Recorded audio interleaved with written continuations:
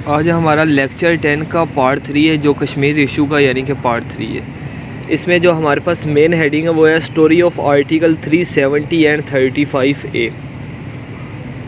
अगर आर्टिकल 370 की बात की जाए तो इंडिया का जो कानून है, जो इंडिया का कॉन्स्टिट्यूशन है, इंडिया ने कश्मीर को एक स्पेशल स्टेटस दिया हुआ है।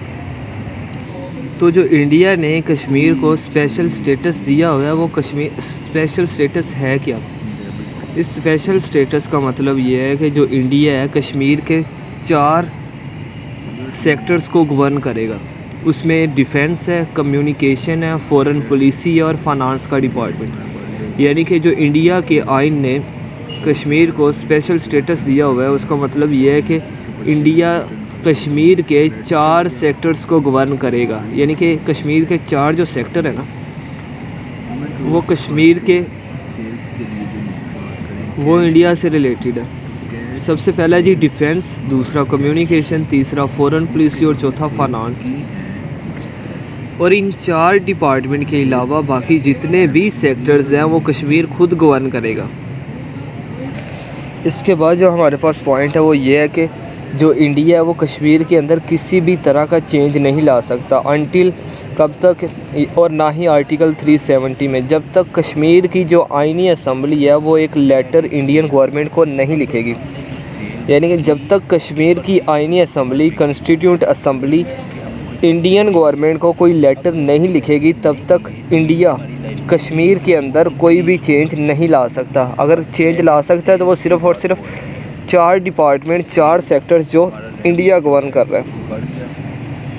अब जो सबसे ज़्यादा क्वेश्चन पूछा जाता है वो यही है कि हाउ इंडिया रिवोक आर्टिकल 370 के, यानी कि जो इंडिया है इसने 370 आर्टिकल को ख़त्म ही कैसे कर लिया, यानी कि मनसूख कैसे किया। तो इसका आंसर ये है कि जो दुनिया का सबसे बड़ा कानून है वो इंडिया का। जो इंडिया का आर्टिकल 267 है उसमें ये लिखा हुआ है कि कश्मीर के अंदर सिर्फ़ और सिर्फ तभी चेंज आ सकता है जबकि कश्मीर की आईनी असम्बली इंडियन गवर्नमेंट को लेटर लिखे। इंडिया क्या करता है, आर्टिकल 267 में से कॉन्स्टिट्यूंट असम्बली निकाल के उसमें लिख देता है लेजिस्लेटिव असम्बली। यानी कि जो 267 के आर्टिकल के वर्ड्स होते हैं उसमें कॉन्स्टिट्यूंट का वर्ड चेंज किसके साथ कर देता है, लेजिस्लेटिव के साथ।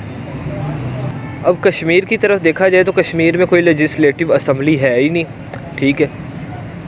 जब इंडियन गवर्नमेंट का, इंडियन एक्ट का, यानी कि जो कॉन्स्टिट्यूंट है वो ये कहता है कि जब कश्मीर के अंदर लेजिस्लेटिव असम्बली ना होगी, यानी कि तो जो गवर्नर होता है वो as a legislative member act कर सकता है। तो जो कश्मीर के अंदर गवर्नर था वो तो इंडिया का था। तो जब लेजिस्लेटिव असम्बली नहीं होती तो गवर्नर एज एक्ट करता है। तो गवर्नर इंडिया से बिलोंग करता है। तो गवर्नर क्या करता है कि इंडिया को लेटर लिख देता है on the behalf of legislative assembly. यानी कि लेजिस्लेटिव असम्बली के तौर पे जो गवर्नर होता है वो इंडिया को लेटर लिख देता है, और लेटर लिखने की वजह से इंडियन गवर्नमेंट उसको एक्सेप्ट करती है। इंडियन गवर्नमेंट जब उसको एक्सेप्ट करती है तो 370 आर्टिकल को वो रिवोक्ड हो जाता है, वो मनसूख हो जाता है। इन सिंपल वर्ड्स यही बताया गया था कि जो आर्टिकल 370 है इसको चेंज नहीं किया जा सकता, ऐसे ही था। तो उसको चेंज करने के लिए सबसे बड़ा सवाल ये था कि वहाँ पे आईनी असम्बली लेटर लिखेगी।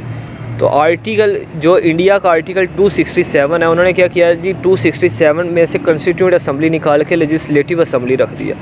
तो जो लेजिस्लेटिव असम्बली है, यानी कि जो जस्ट एक वर्ड चेंज करने से उन्होंने आर्टिकल 370 को प्रोवोक्ड कर दिया, रिवोक्ड कर दिया, मनसूख कर दिया।